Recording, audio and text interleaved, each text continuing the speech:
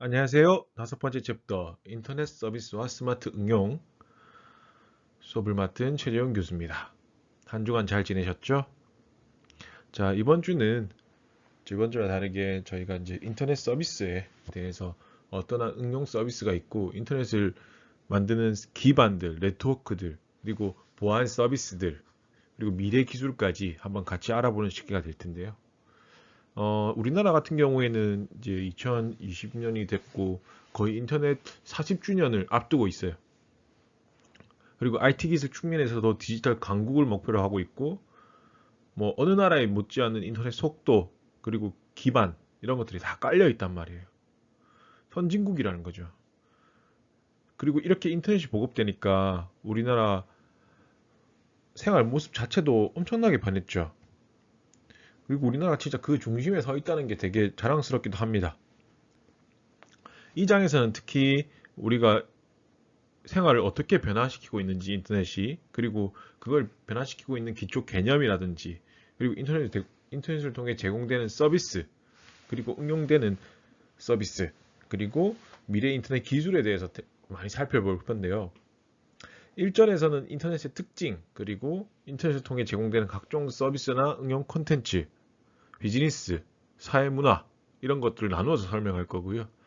2절에서는 인터넷의 근간이 되는 네트워크의 기술적 사항, 조금 여러분들이 듣기에는 복잡하겠지만 한 번만 알아두시면 매우 좋은 기술들이에요. 그리고 3절에서는 인터넷 보안에 대해서 설명할 거고요. 마지막 4절에서는 우리가 휴대폰이 생기고 난 이후로 우리나라 미래 IT 기술의 발전을 이끌어갈 수 있는 클라우드 컴퓨팅, IoT 서비스, 기술 이런 것들을 소개할 겁니다. 한번 같이 한번 잘 강의해 보도록 하겠습니다. 네, 다음은 목차고요. 1절 인터넷 서비스, 인터넷 네트워크까지 해서 아마 1차 시가 끝날 거고요. 3절, 4절 해서 2차 시 연결해서 수업하도록 하겠습니다. 네, 여러분들 제일 먼저 들어가는 게 인터넷 서비스, 그리고 스마트 응용이 어떻게 되는지인데요. 첫 번째가 인터넷 서비스에 대해서입니다. 먼저 여러분들 인터넷 서비스에 대해서 알기 위해서 여러분들이 너무 많이 사용하시는 인터넷에 대한 용어 개념 정리는 필요합니다. 그래서 여러분들이 인터넷이라 함은 어떤 걸 말하는 걸까요? 라고 했을 때 저희는 정확하게 말할 수 있어야 된다는 거죠. 그래서 인터넷은 전 세계 네트워크를 모두 연결하겠다는 의도, 이걸 가진 의도를 가지고 인터커넥티드 네트워크, 앞글자를 따서 만든 용어입니다. 그래서 기존의 네트워크의 공통의 규약이나 여러분들이 뭐 잘 아실지 모르겠지만 프로토콜이라고 합니다. 이 규약을 이용해서 연결한 네트워크라고 볼 수 있습니다. 이러한 의도대로 현재 인터넷은 다수의 컴퓨터, 그리고 다수의 컴퓨터를 연결한 네트워크, 그런 것들을 하나의 네트워크에 연결해서 전 세계 어느 곳에서나 쉽게 접근할 수 있게 만들었죠. 인터넷을 솔직히 한마디로 정의하기는 힘들지만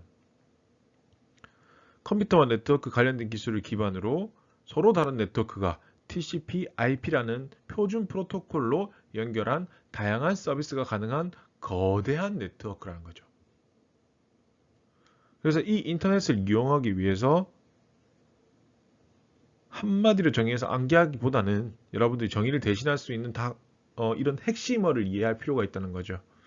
여러분들이 이런 핵심어를 아시면 인터넷에 대한 정확한 얘가 뭘 하는지, 어떤 서비스를 주는지, 어떤 걸 가졌는지를 이해할 수 있죠.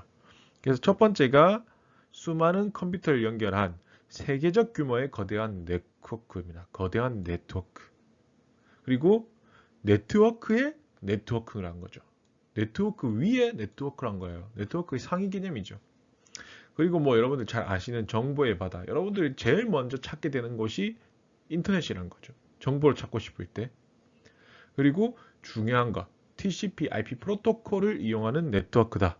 그래서 TCP/IP가 뭔지는 나중에 뒤에서 배우면 되니까 TCP/IP라는 표준 프로토콜을 이용해서 네트워크를 사용하게 했구나 라고 이해하시면 됩니다. 이런 인터넷은 기초적으로 조금 여러분들 기초를 이해하시면 조금 더 특성을 이해하실 수 있는데요. 지금 인터넷 전 세계 이용자 수는 뭐 12억만 명을 넘는다고 해요. 그래서 2011년에는 24만, 뭐 2004년에 12억 명을 시작했다가 지금 2011년 경우에 23억, 2014년 30억, 지금 2020년 50억을 넘는다고 하죠. 거의 모든 사람들이 다 인터넷 쓴다고 합니다. 그래서 인터넷은 빠른 시간 내에서 지금과 같이 다 전 세계 수많은 사람들이 이용하는 거대한 네트워크, 그리고 발전하는 데는 그 이유도 있다는 거죠. 왜 인터넷이 이렇게 발전했는지 너무 많은 사람들이 이용하고 있잖아요. 그 이유가 있다는 거죠. 그 이유가 이 인터넷이 가지는 특성에서 기인했다는 거죠. 이 특성 때문에 그렇다라는 겁니다. 첫 번째가 이런 특성입니다. 개방적 구조를 가졌다는 거죠. 개방적 구조. 개방적 구조라는 거예요. 그래서 인터넷은 프로토콜이나 제도, 규격 이런 것들이 기본적으로 갖고 있는 틀들이 완전히 개방된 통신망이에요. 그래서 인터넷의 가장 기본인 의사소통은 표준화 기구인 ISO라고 해서 국제 표준화 기구가 있어요. 그래서 표준을 정하는 기구예요. 그리고 제정한 OCI 7 계층의 TCP/IP라는 개방된 프로토콜을 이용한다. 듣기만 하시면 돼요. 그래서 제도적으로 인터넷 사용자는 누구든지 새로운 표준화를 제한할 수 있다는 거죠. 그래서 개방됐다는 거죠. 누구든지 이 개방된 프로토콜을 제한할 수도 있고. 그래서 이 TCP/IP라는 표준적인 프로토콜을 사용하는 네트워크는 모두 인터넷에 연결할 수 있고 초고속 통신망부터 모뎀 사용자까지 수많은 기관과 연결될 수 있다는 겁니다. 그래서 이렇게 개방되어 있다는 거예요. 이 TCP/IP라는 개방된 규격의 프로토콜 때문에. 그래서 이 개방된 구조를 가졌다는 거죠. 그리고 초고속 인터넷부터 모뎀까지 모두 다 연결할 수 있다는 겁니다. 대단하죠. 두 번째 특성이 호스트 간의 평등성입니다. 인터넷에 연결된 모든 컴퓨터는 하드웨어 종류, 용량, 크기 이런 거 전혀 상관없다는 거죠.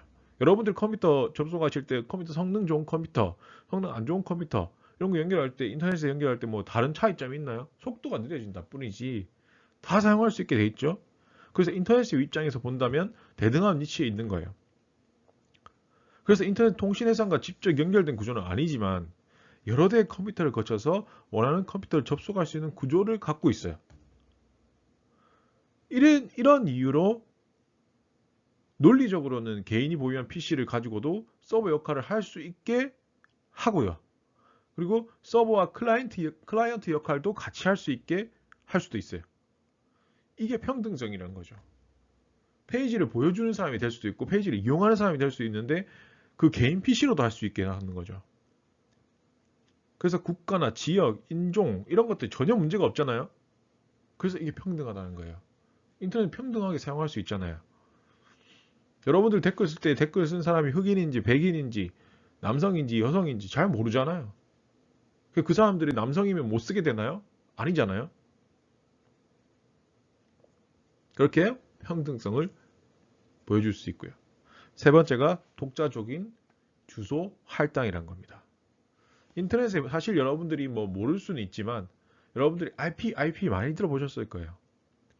그래서 이게 인터넷에 연결된 모든 컴퓨터는 우리 컴퓨터에 대한 주소를 가져요. 우리 집 주소 있듯이 집 주소 있듯이 컴퓨터도 고유한 주소를 가지고 있어요.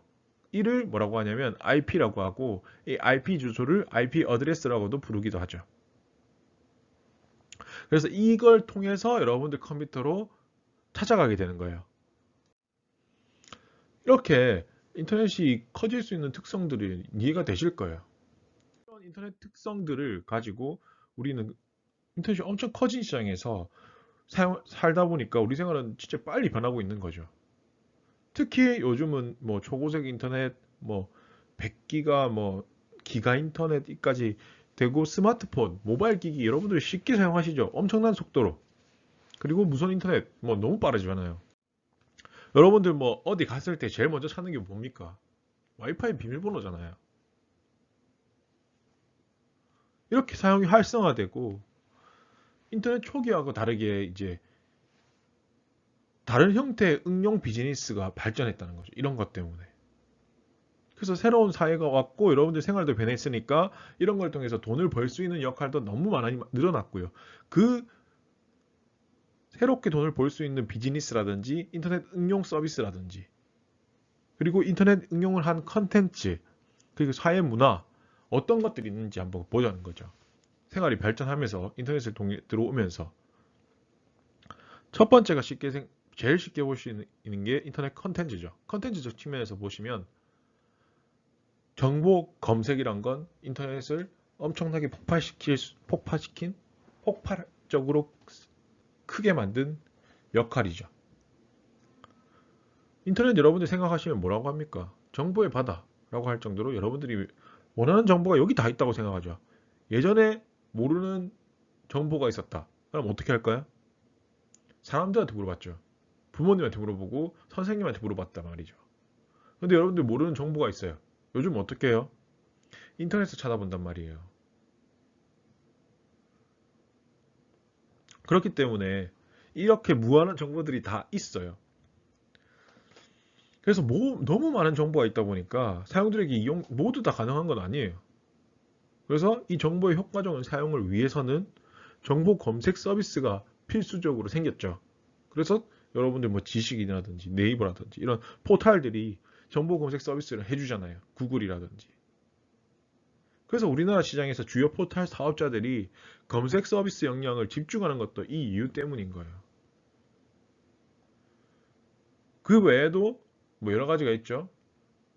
인터넷 콘텐츠라 하면 지역 정보 검색을 할 수도 있고 동영상 검색들을 할 수 있고 여러분들이 데스크탑을 통해서 구글, 야후 이런 것들도 검색할 수 있고 지식만 따로 검색할 수 있는 지식인이 서비스 활성화가 돼 있죠. 그래서 이런 것들이 인터넷 콘텐츠를 통해서 인터넷 응용 서비스, 첫 번째 정보 검색 서비스로 많이 보여지고 있다는 거죠. 두 번째가 인터넷을 통해서 생긴 게 의사소통, 커뮤니케이션이죠. 인터넷이 등장함에 따라 이 커뮤니케이션 역할을 제약이 너무나 많았는데 상당 부분 해소했다는 거죠. 생각해 보세요. 인터넷이 없었으면 여러분들이 친구와 새벽 2시에 같이 이야기를 할 수 있었을까요? 그것도 긴 이야기, 깊은 이야기를. 그리고 여러분들 위치나 사진들을 보여줄 수 있었을까요? 바로 공유할 수 있었을까요? 아, 누가 맛있는 거 먹다가 누가 떠올랐어. 인터넷이 없었어요. 그럼 여러분들 어떻게 할 거예요? 내 눈에 나갔다가 몇 시간 뒤에 그 친구를 만난 후에 그 친구한테 얘기를 하겠죠. 하지만 어때요, 요즘은? 여러분들 맛있는 거 먹다가 누가 생각나. 그러면 그거 사진 찍어서 바로 올리죠. 그런 시대인 겁니다. 그래서 이 스마트폰이 더 이런 걸 더 부추겼고 너무 커졌다는 거죠. 이 커뮤니케이션의 영역 제약들이 너무 사라졌어요. 그래서 기존의 미디어는 쳐다볼 수 없는 새로운 커뮤니케이션 방식이 창조됐고 지금까지 온라인 커뮤니케이션을 10대, 20대가 주도했으면 스마트폰을 등장해서 이제 40대, 50대까지 너무나 많은 사람들이 거의 다 쓰고 있죠. 어떤 서비스가 있어요? 커뮤니케이션 서비스. 제일 쉽게 보시면 이메일 서비스가 있죠. 이메일로 가지고 여러분들이 커뮤니케이션을 많이 하는데 여러분들 학생 때보다는 저는 회사에 다니면서 일을 하면서 훨씬 더 많이 쓰게 됩니다. 단방향적 서비스로 쌍방향적 서비스가 되기에는 바로 되기에는 좀 힘들지만 이것들이 정보를 여러분들이 이메일 서비스를 이용해 보시면 그 정보에 대한 확인을 정확하게 할 수 있기 때문에 이메일 서비스를 많이 이용하게 될 거고요. 사라지지는 않을 것 같아요. 제 생각에는. 그리고 두 번째가 인터넷 메신저. 메신저는 여러분들이 뭐 너무나 확대돼서 컴퓨터를 가지고 여러분들 컴퓨터 지금 앞에 앉아 있으면 메신저 깔아서 친구들과 같이 이야기를 하고 있죠. 기본적으로 스마트폰 메신저도 많이 이용하고요. 그리고 세 번째가 SNS란 거죠.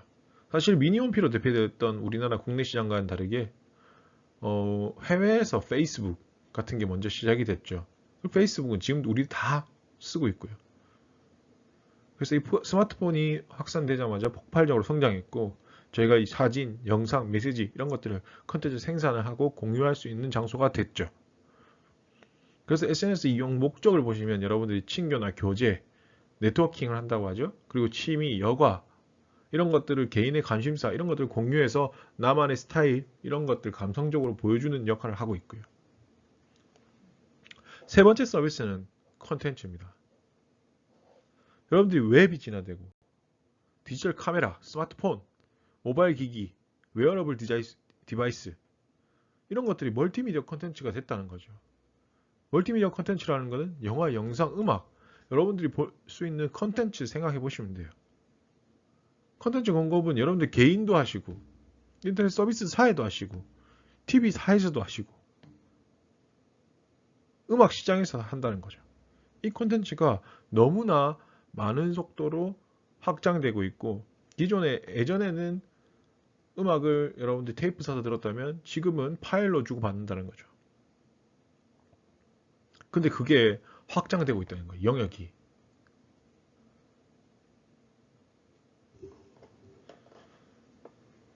첫 번째가 여러분들 영화, 영상 이런 것들이 이제 여러분들 집에서 TV나 컴퓨터를 통해서 영화, 영상을 집안에서도 볼 수 있게 됐고 그 외에도 음악, K-팝 열풍 속에서 음악 산업 컨텐츠 규모는 전체적으로 계속 성장하고 있고요.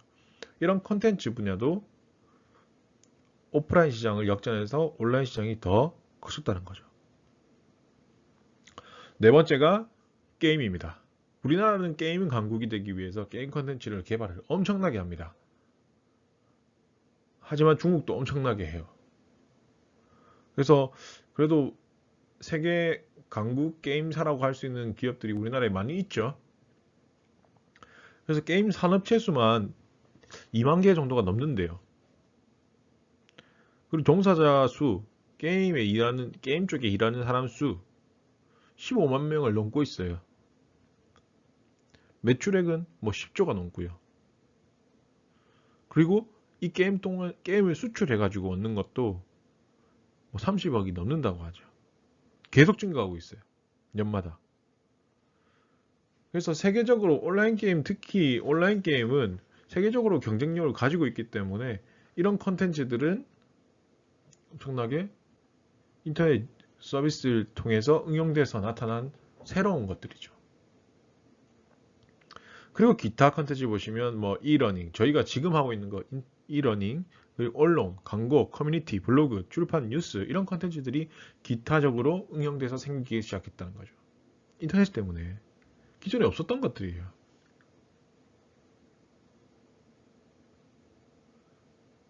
컨텐츠는 이런 측면에서 여러분들 볼 수 있고요. 두 번째로 비즈니스적 측면입니다. 인터넷 비즈니스는 쉽게 생각해 보시면 인터넷 쇼핑몰을 가장 쉽게 볼 수 있어요. B2C죠. 기업들이 고객에게 파는 거예요. 국내 유통시장은 오프라인 쪽에서는 할인점. 여러분들이 예전에 이마트 처음 생겼을 때 생각해 보시면 엄청났다고요. 사람들 뭐 처음에 사상인가 부산에 생겼는데 전국에서 다 왔어요. 전 지역에서, 부산 전 지역에서. 그래서 그거와 백화점, 각각 지역마다 있는 백화점을 중심으로 발달해 갔는데 이게 오픈마켓에 인터넷 쇼핑몰이 생기니까 엄청나게 이 성장세가 오프라인에서 온라인으로 넘어갔다는 거죠. 특히 이 오픈마켓이라는 서비스 때문에 전국에서 올리는 사업자들의 제품들을 고객들은 편하게 들어가서 검색만으로 사게 되고 이게 이 마켓플레이스라든지 오픈마켓이라든지 여러분들 잘 아시는 G마켓, 11번가, 옥션 이런 걸로 많이 사용하고 있죠.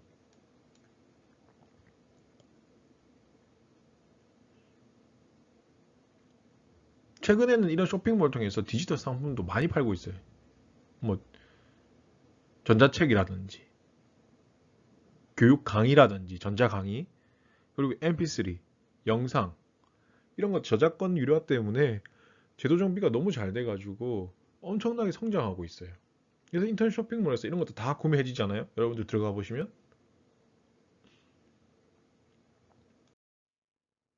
두 번째가 무역입니다. B2B죠. 기존에는 고객과 기업 간의 거래라고 생각하시면 기업과 기업 간의 거래가 생기는 게 인터넷 기반을 통해서 뭐가 생겼냐? 응용된 서비스가 뭐냐라는 거죠. 기존에는 거래를 주도하는 주체에 따라 구매자 중심형 거래, 구매자 중심형 거래, 판매자 중심형 거래, 중개자 중심형 거래로 구분할 수 있습니다. 그래서 이런 거래액에 따르면 구매자 중심형 거래, 사는 사람 중심형 거래가 70% 차지할 정도로 가장 비중이 높고 다음엔 판매자 중심형, 중개자 중심형 거래로 차지하고 있죠. 그래서 무역도 이렇게 인터넷 통해서 이루어진다는 거죠. 기업 간의 거래가. 세 번째가 금융거래입니다. 인터넷 서비스 뱅킹 너무나 많아졌죠. 지금 인터넷 서비스 뱅킹에서 한 번 더 발전해서 오픈 뱅킹까지 갔단 말이에요. 그래서 기존에 여러분들이 공인인증서 그리고 뭐 은행에 가서 해야 될 일들이 이제는 너무나 오픈돼서 계좌를 여는 것도 대면을 하지 않아도 되잖아요. 비대면 서비스들 너무나 많아졌어요. 앞장에서 살펴봤죠. 그래서 이런 금융거래 응용도 많이 생겼고요. 네 번째가 기타 인터넷 비즈니스 응용이죠. 인터넷 데이터 센터, 데이터를 저장하는 곳을 판다거나 이런 데이터를 저장해둔 것을 본다거나 그리고 모바일 컨텐츠를 만든다거나 M-커머스를 만든다거나 소셜 커머스, 모바일 커뮤니케이션 이런 것들 응용 서비스로 너무나 많이 나타나는 거죠. 그래서 인터넷 비즈니스도 이렇게 많은 응용 사례가 있고요. 세 번째가 사회 문화 응용이에요. 지금까지는 인터넷 응용을 컨텐츠와 비즈니스 쪽으로만 봤는데 이 밖에도 사회나 문화 쪽에서도 활용되는 여러 응용이 있어요. 정치, 사회문화, 전자정부, 오락, 여가생활, 인터넷 규제 이런 것들도 있다는 거죠.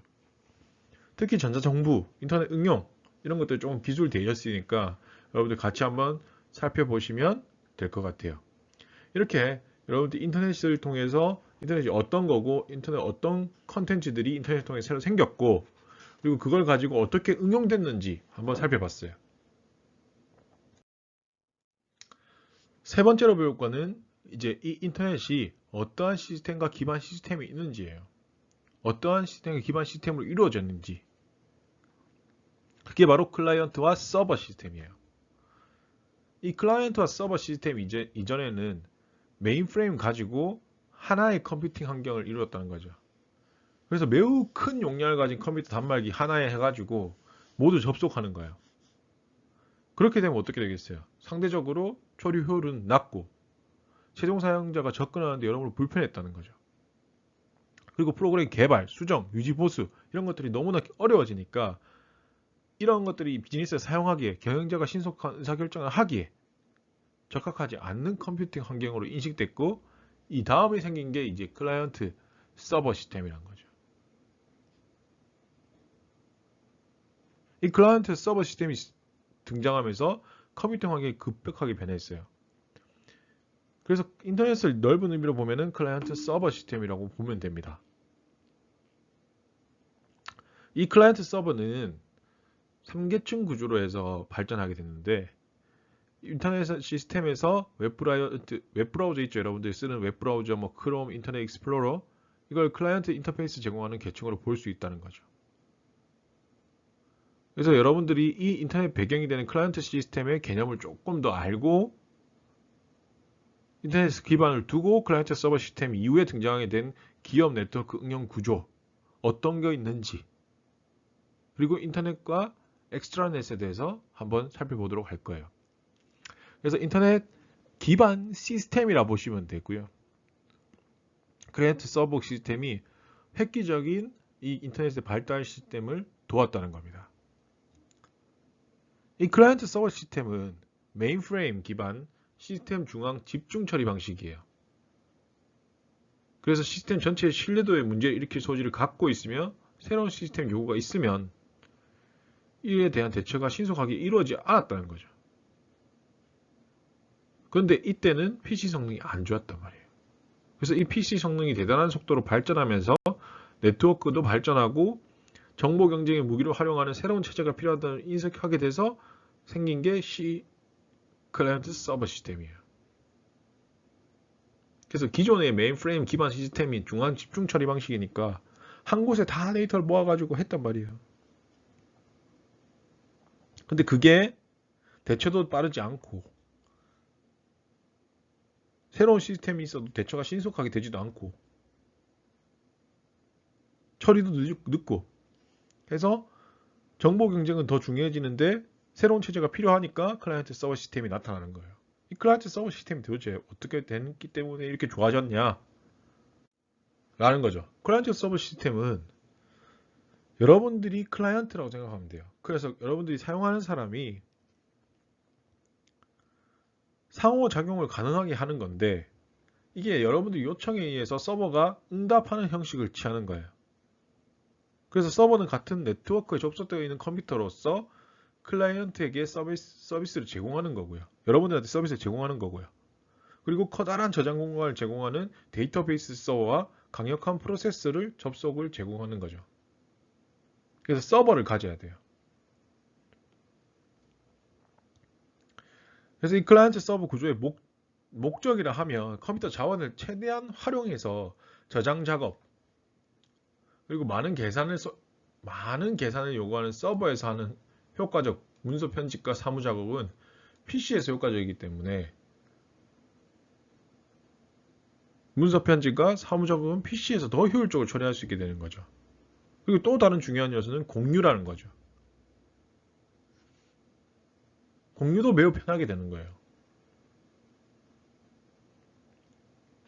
그래서 이 CS 구조가 여러 가지 모양이 있는데 전통적인 모양이 클라이언트를 사용할 때 데이터를 적용하는 데이터베이스 역할을 하는 서버구고요. 이 클라이언트 서버 구조는 기업에게 네트워크 상에 있는 PC 숫자만큼이나 많은 데이터 접속을 허용하게 하고 또한 기업으로 하여금 데이터나 정보를 처리할 수 있는 더 많은 도구를 사용하게 해주는 거죠.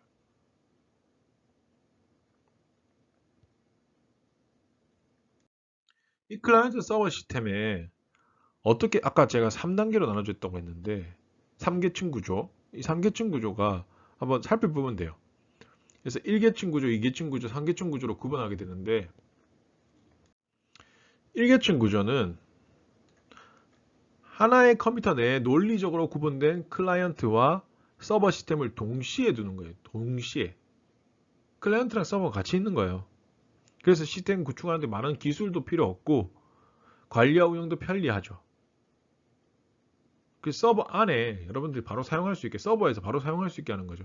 여러분들 컴퓨터 내부에 여러분들이 집에 가지고 있는 컴퓨터 내부에서 서버를 두고 그걸 바로 검색하게 해서 쓰게 하는 거예요. 데이터도 바로 수정할 수 있고요. 관리도 쉽고 운영도 쉽죠. 두 번째가 메인프레임을 이용한 이계층 시스템 구조죠. 메인프레임을 이용하는 방식에서는 클라이언트 역할을 하는 더미 단말기 역할만 수행하고요. 그리고 컴퓨터 부하가 전혀 없고 입출력 기능만 주는 거예요. 입출력 기능. 그리고 PC 사양이 발전하니까 컴퓨팅 자연을 활용하는 구조로 발전하게 하면서 이계층 구조가 된 거예요.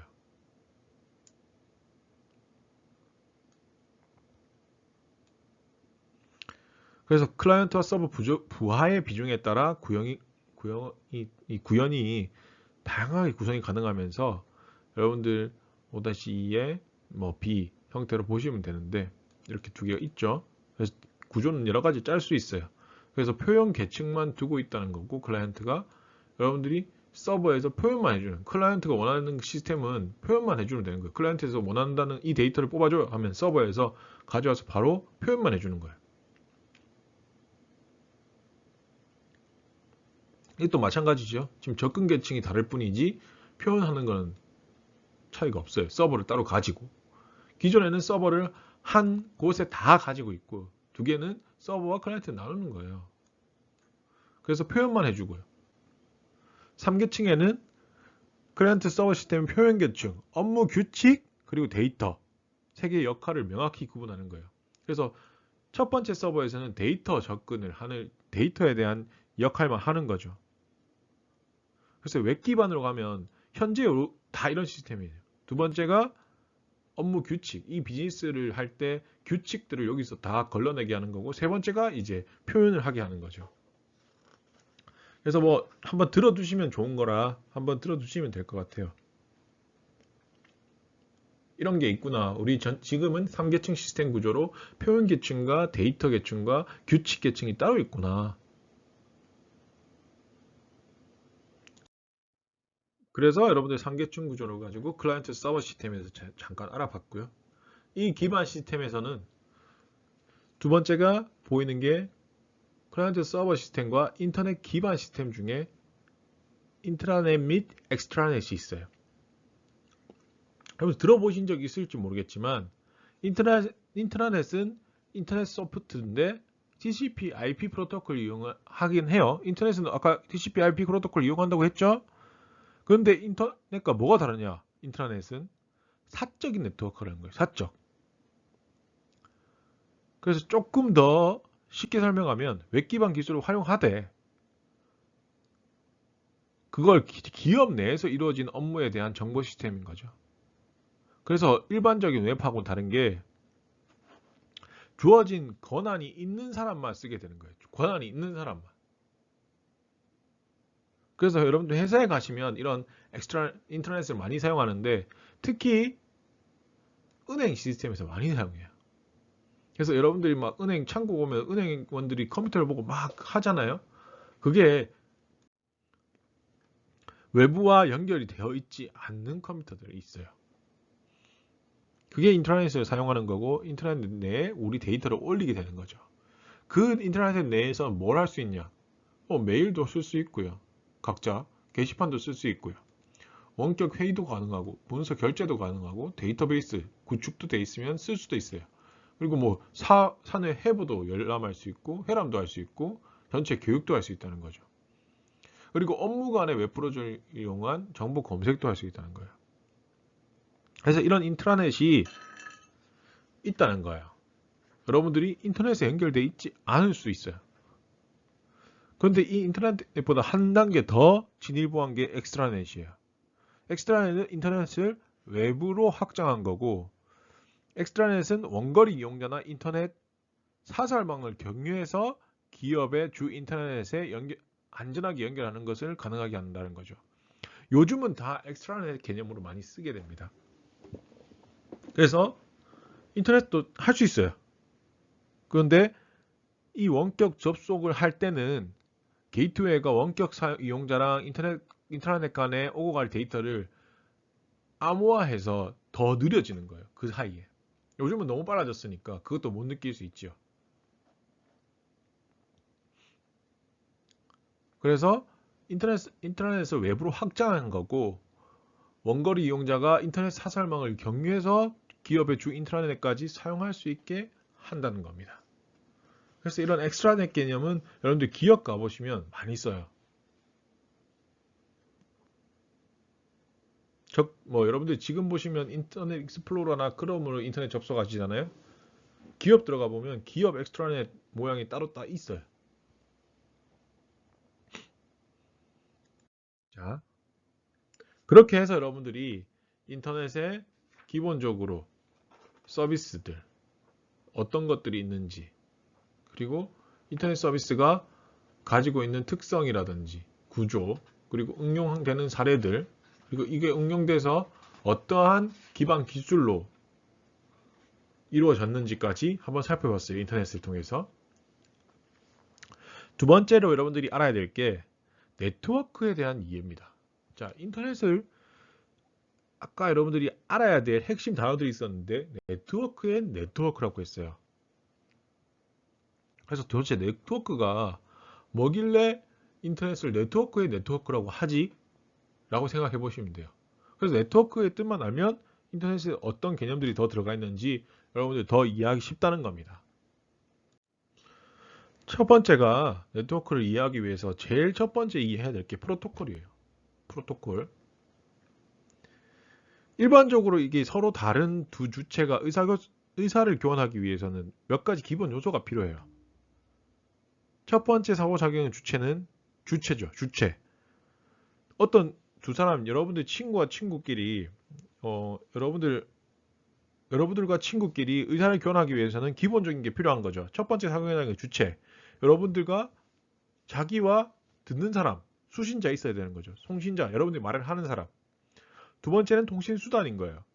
여러분들은 말로 통신 수단을 가지고 있죠. 근데 인터넷으로 개념을 보시면 전선, 랜 케이블 이런 장치, 통신 수단이란 거죠. 세 번째가 공통된 언어와 형식이란 거죠. 여러분들이 친구랑 할 때는 말에 한국어라는 공통된 언어, 그리고 기본적으로 사투리가 경상도 사투리를 통해서 이야기를 하면 좀 더 잘 알아듣잖아요. 그런 언어와 형식이 필요한 거죠. 근데 이게 인터넷에서는 인터넷 전자적으로 통신하잖아요. 그러니까 전자적으로 통신을 하잖아요. 전자적으로. 그래서 전자적으로 통신을 하니까 이 메시지를 주고받는 표준적인 약속이 없어서는 이 말을 둘 다 못 알아듣는 거예요. 그래서 이 표준을 잡아야 되겠다. 표준적인 약속을 잡아야 되겠다. 이 약속을 잡는 요소 자체를 뭐라고 한다? 프로토콜이라고 한다는 거예요. 그래서 이 컴퓨터가 이용 범위가 확대되니까 데이터 통신의 주된 활용 도구가 돼버렸어요. 컴퓨터 이용 범위 너무 커지니까 데이터 통신 엄청 하시잖아요, 여러분들이. 여러분들 클릭 한번, 터치 한번 전부 다 데이터 통신의 신호예요. 그러니까 이게 하드웨어도 발전하고 소프트웨어도 발전했죠. 그리고 방법도 많아졌어요. 여러분들이 기존에는 키보드로 치거나 마우스로 클릭하던 게 이제는 터치를 하거나 음성까지 됐단 말이에요. 그렇게 되니까 하드웨어, 소프트웨어 너무 많아지는데 상호 호환성 문제가 계속 제기되는 거죠. 왜 내가 분명히 R라고 했는데 왜 여기 엑셀에는 O라고 쳐져? 왜? 프로토콜이 없으니까 그래야 되는 거예요. 그래서 이 표준화 개념을 잡게 됐고 서로 다른 기존 하드웨어나 소프트웨어를 상호작용할 수 있다고 하는 규약이 프로토콜인 거예요. 그래서 국제표준기구 ISO에서 1977년부터 통신 구조를 표준화하기 위해서 작업을 진행해오고 있는데 지금도 하고 있죠. 그 대표적인 결과물이 OSI, Open System Interconnection 해가지고 라고 하는 모델인 거예요. 그래서 서로 다른 컴퓨터끼리 아니면 다른 컴퓨터 시스템끼리 상호 연결하기 위한 기준을 제공하고 시스템 표준을 개발해서 공통적인 기법을 만들도록 하고 제시했죠. 그리고 현재 존재하는 네트워크 구조들의 전체 모델 안에서 존재하기 위해서 이런 형태를 만들 거고 이 OSI 계층 구조는 7단계로 이루어져 있어요. 이것끼리 다 된다는 거예요. ISAM부터 PPP, 이터넷 프로토콜 버전 G, HTTP, 이메일 이런 것들이 이런 순서가 있어야 독립적인 기능을 가져서 이해하기 만드는 프로토콜을 만든다는 거죠. 그래서 7단계가 있구나. IS 표준의 OSI 참조 모델이 있고 그걸 통해서 우리가 이렇게 말을 이야기할 수 있게 하는데 그게 프로토콜이고 그 프로토콜은 시스템이 7단계나 있구나 라는 거죠. 특히 인터넷에서 사용되는 프로토콜은 어떤 게 있는지 보면 돼요. 그래서 아까부터 계속 말했던 TCP/IP라는 프로토콜이 있다는 거죠. 인터넷은 데이터를 한 컴퓨터에서 다른 컴퓨터, 송신자, 수신자로 컴퓨터를 하게 되는데 이때 사용되는 프로토콜이 TCP/IP예요. 그래서 이게 알파넷 컴퓨터를 사용하기 위해서 드랄파에 의해서 개발됐는데 TCP는 전송을 제어하는 프로토콜이에요. 그래서 전송을 할 때 그래서 이게 무슨 말이냐면 신뢰성 없는 데이터그램을 위한 데이터 교환 과정을 제어한다는 건데 그래서 신뢰성 있는 데이터를 교환하게 이루어지도록 하는 프로토콜이에요. 신뢰성 없는 데이터는 우리가 제어해서 신뢰성 있는 데이터만 교환이 이루어지도록 하는 프로토콜인 거죠. 그리고 IP는 인터넷에 사용하는 전송 프로토콜이에요. 그래서 주어진 패킷을 어떻게까지 목적지까지 보낼 것인가에 대한 역할을 담당해요. 그래서 TCP는 트랜스포트 계층에 속하고 아까 7단계 있었죠? IP는 네트워크 계층에 속해요. 트랜스포트는 포트에서 트랜스해서 여러분들 포트를 지낸다고 하죠?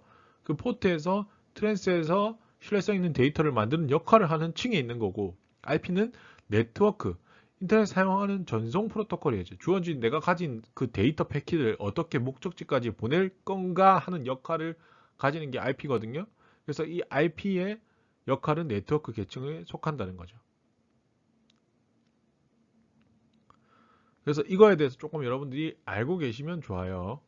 그래서 TCP/IP 계층을 보시면 TCP/IP도 여러 가지 계층이 있는데 응용 프로세스 계층부터 해서 전달 계층, IP 계층, 네트워크 접속 계층까지 해서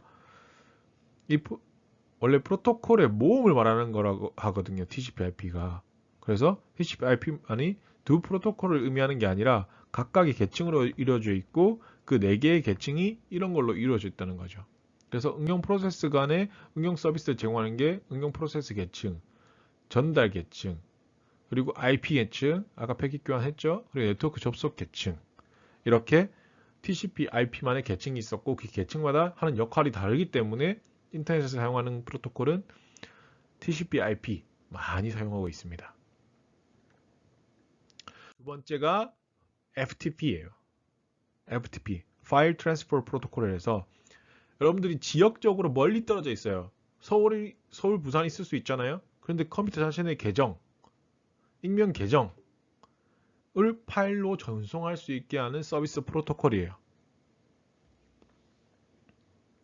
일반적으로 인터넷 파일 송수신을 위해서 FTP가 있어요. 그래서 보통 파일 송수신을 위한 소프트웨어를 사용하게 되는데 FTP는 파일 전송 프로토콜이라고 해서 인터넷 환경에서 파일을 송수신할 때 인터넷 표준 프로토콜을 말하는 거예요. 파일을 주고받을 때 쓰는 표준 프로토콜이에요. 그래서 여러분들 익명의 사용자에도 개방도 할 수 있고 아는 사람에게 접속할 수도 있고 그렇게 만들어주는 거죠. 그래서 FTP 서버라고 들어본 적도 있을 거예요. 그럼 FTP란 뭐라고? 파일을 주고받는 거라다. 그러면 파일을 주고받는 서버구나 라고 이해하시면 되는 거죠. 세 번째가 SMTP, POP 해서 Smile Mail Transfer Protocol, Post Office Protocol이에요. 이건 대부분 전자우편을 위한 프로토콜이에요. 여러분들이 그 네이버 메일에 가서 여러분들이 다른 메일에 온 걸 다 접속할 수 있게 하는 방식 중에 들어가 보시면 SMTP, POP 서비스가 프로토콜이 있어요. 이게 대부분 유닉스라는 새로 서비스 그 시스템에서 사용하는 건데 SMTP에 따라 메일을 송수신하고 PC 기반에서는 전자우편 전송 방식은 POP라고 하거든요. 그래서 SMTP 방식은 실제 메일을 사용자 자신의 컴퓨터에 저장하지 않는 거예요. 내 컴퓨터에. 전자우편 저장소에 저장해서 내가 원할 때 메일을 가져오게 하는 거고 POP는 정손된 메일이 실제 자신의 컴퓨터에 저장되게 하는 거예요. 그래서 방식이 다른 거예요. 많이 들어보셨을 거라고 생각합니다. 네 번째가 HTTP인 거죠. 여러분 HTTP 어디 썼다? 웹서버, 인터넷 검색할 때 제일 앞에 HTTP 많이 보셨을 거예요. HTTP가 도대체 뭘까? 라는 거죠. 하이퍼텍스트 트랜스퍼 프로토콜이에요. 하이퍼텍스트 트랜스퍼를 하기 위한 약속을 가진 규범인데 하이퍼텍스트는 도대체 뭐냐? 라는 거죠. HTTP는 인터넷에서 웹서버 그리고 클라이언트가 있어요. 근데 그 HTML 문서의 송수신을 위해서 사용하는 프로토콜이에요. HTML. HTML은 뭔데? 라는 거죠. 여러분들 HTML은 뭐예요? HTML로 작성된 웹문서를 교환하는 것이 거의 일반적이에요. 무슨 소리냐? 인터넷은 대부분 HTML 문서 형식으로 만들어져 있다는 거예요. 그렇기 때문에 인터넷 앞에 제일 HTTP가 사용되는 거죠. 그래서 이 약속으로 내 이 사이트에 들어간다. HTTP http // 2개 worldwideweb.naver.com 이 말인 거거든. 좀 이해되시나요? 그래서 HTML 문서로 인해서 인터넷 페이지가 이루어졌기 때문에 만들어져 있기 때문에 HTML 방식으로 우리가 프로토콜을 하기 때문에 사이트 주소를 칠 때 HTTP를 사용하게 되는 거죠. 다섯 번째가 SLIP PPP예요. Serial Line Internet Protocol하고 Point to Point Protocol이에요. 이게 최근에 많은 이용자들이 인터넷 초고속 인터넷 서비스를 제공받고 있고 우리나라 특히 세계 최고 속도의 인터넷 국가예요. 근데 이게 초고속 인터넷 서비스가 사용되기 전에 많은 사용자들이 전화선, 모뎀 이런 걸 이용해서 인터넷 접속했고 이 모뎀이라는 네트워크 접속 장치를 사용했거든요. 그래서 이 SLIP PPP는 인터넷 가입자 네트워크 응용 소프트웨어가 전화선과 같은 직렬 라인, 전화선은 라인이 완전 달라요. 직렬 라인을 통해서 TCP/IP를 이용할 수 있게 하는 통로 역할을 하는 게 SLIP PPP예요. 그래서 최근에는 거의 이걸 사용하지 않다는 거죠. 그래서 TCP/IP를 사용할 수 있게 해주는 모뎀 사용할 때 해주는 프로토콜이라고 생각하시면 되고 요즘은 많이 사용하지 않는다는 거죠. 자, 이렇게 해서 여러분들 기존 기술들 좀 받고 이걸 통해서 여러분들이 인터넷을 접속한다. 아까 앞에서 여러분들이 프로토콜, 네트워크를 하기 위해서 이런 프로토콜들이 있었고 이 프로토콜을 통해서 이제 인터넷을 접속하게 되는 거죠. 그래서 인터넷 접속할 때 여러분들이 조금 살펴봤으면 좋겠다는 거죠. 어떤 것 때문에 얘들이 이렇게 구성되어 있고 어떻게 왜 이런 표시가 되는 거지? 라는 거예요. 그래서 인터넷은 지금까지 여러분들이 살펴봤지만 어때요? 거대한 통신망이란 거죠. 네트워크 통신망이에요. 그리고 데이터가 원하는 것에 정확히 전달하기 위해서 수많은 컴퓨터도 구별해서 보내야 되고요. 그리고 엄청나게 많은 주소가 필요하다는 거죠. 왜냐하면 컴퓨터가 다 연결되어 있는 거거든. 그런데 그 컴퓨터에서 내가 정확한 걸 찾아서 들어가려고 하면 정확한 주소 체계가 필요한 거예요. 우리 집도 찾아가려면 정확한 주소가 필요하잖아요. 택배가 오려면. 그래서 각 컴퓨터마다 고유한 주소가 할당돼야 되고 주소가 명기돼야 된다는 거죠. 그래서 인터넷도 똑같아요. 연결된 컴퓨터는 고유한 번호를 가지는데 아까 이걸 뭐라고 했죠? IP 어드레스, IP 주소라고 했죠? IP 주소는 32비트, 32자리 이진수로 돼 있어요. 32자리 이진수는 32자리 숫자가 있는데 그게 이진수로 표현되는 거예요. 01010101로 표현되는 거예요. 32자리가. 그리고 4개의 OCTET 8자리 이진수로 구분되어 있어요. 뭐 이런 거 있다고만 아시면 돼요. 그리고 실제로 IP 주소 표기할 때는 여러분들 10진수로 표기한단 말이에요. 그래서 보신 적 있을 거예요. 뭐 210, 107, 242, 83 이런 식으로 표시되어 있거든요. 그래서 이게 2의 8승의 개 정수를 표현할 수 있기 때문에 이렇게 표현되고 0에서 255까지 수만 표현하게 돼요.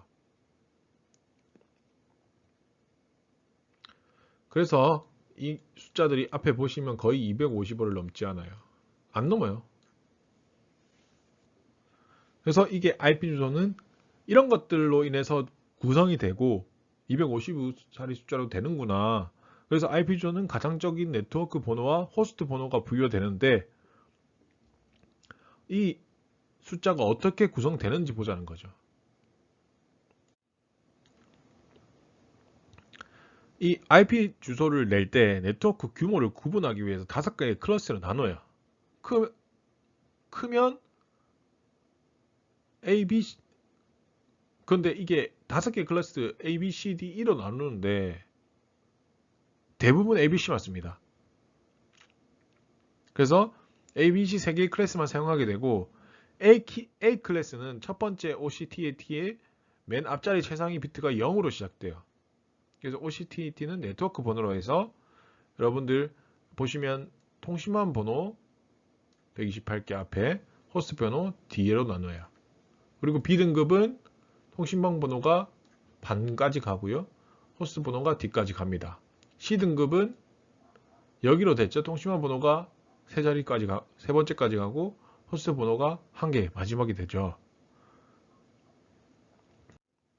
그래서 이런 뭐 기술에 의해서 호스트를 보유할 수 있고 표현할 수 있다까지만 여러분들이 이걸 외우실 필요는 없어요. 그래서 이런 값들을 가지고 몇 개 클래스가 있는데 거의 ABC로 사용하게 되고, 각 통신망들은 1000만 개 정도, 1600만 개 정도의 호스트를 보유할 수 있고, 이 1600만 개가 지금은 거의 다 포화가 이르렀어요. 그래서 IP32비트로 구성됐기 때문에 최대 몇 개더라? 40억 개, 40억 개 정도로 주소를 표현할 수 있었는데, 연결할 수 있었는데, 이게 너무 비효율적으로 이루어져서 포화 상태가 이루어진 게 IPv4까지 해서 계속 이루어졌고, 이번에 이걸 해결하기 위해서 IPv6가 제한되었고, IPv6가 차세대 인터넷 프로토콜이라고 생각하시면 되고, 이걸 통해서 많은 형태가 바뀌었다는 거죠. 기존에는 2의 32승까지만 표현할 수 있었는데 32비트까지만 표현할 수 있다고 했잖아요. 그런데 이게 128비트까지 확장이 되기 때문에 여러 가지 더 늘어났다는 거예요. 그래서 IP 주소란 게 있고, 이 IP 주소는 어떻게 표현되고 32비트까지 표현되고, 원래는 그랬어요.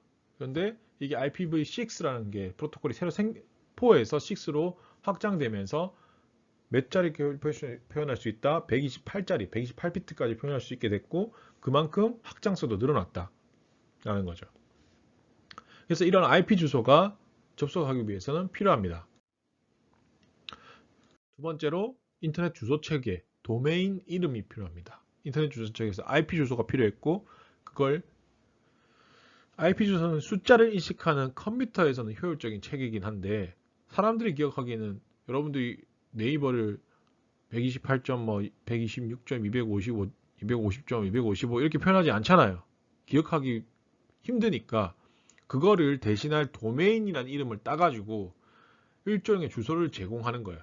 그래서 그게 도메인 주소라는 거고, IP 주소를 영문화한 거예요. 원래는 다 IP 주소로 가능해요. 그래서 이 도메인 이름은 도메인 이름 서버, DNS라고 해서 도메인 네임 서버라고 이걸 관리하고, 필요시에 이게 IP 주소를 변환해 주기 때문에, 그래서 각 호스트 대부분 사이트라고 생각해 보시면 되는데, 일반적으로 하나의 IP 주소 그리고 도메인 이름을 가져요. 이 도메인 이름과 IP 주소는 공유할 수가, 다른 호스트와 공유할 수가 없다는 거죠.